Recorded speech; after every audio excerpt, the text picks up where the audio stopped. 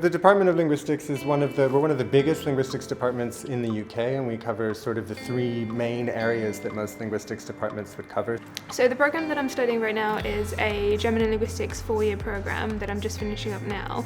And I chose it at Queen Mary because the department is one of the best and the biggest in the country. I really think that the kind of diversity and breadth that we have in the department is a huge benefit to students because it gives them exposure to all these different areas of linguistics study. What really attracted me to the department was the staff. So for example, Jenny Cheshire is one of the leading linguists and you'll find loads and loads of studies by her. We've just built 2 new state-of-the-art labs. One for child language acquisition, we call it the Baby Lab, and it's essentially we bring little kids in to study the ways in which kids learn language, and we have different kinds of brain scanning technology, eye tracking technology, things like that. And then we also have a phonetics lab, which is sort of an acoustic soundproof booth with all sorts of phonetic instruments for studying the voice and the sounds of speech.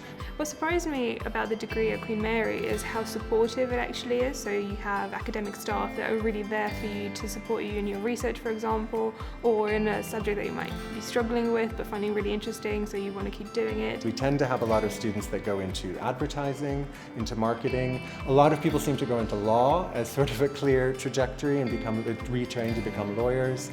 I think that the most important thing for being a successful linguistics student is really just somebody who's curious, right? I mean, language is one of these things that we encounter every day. It's one of those things that we tend not really to think about.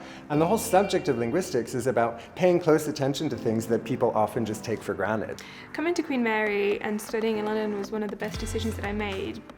Although at the beginning, I didn't really want to come to London. London was one of the places that I wanted to stay away from because I thought it would be too overwhelming, I thought there would be too much happening, too noisy.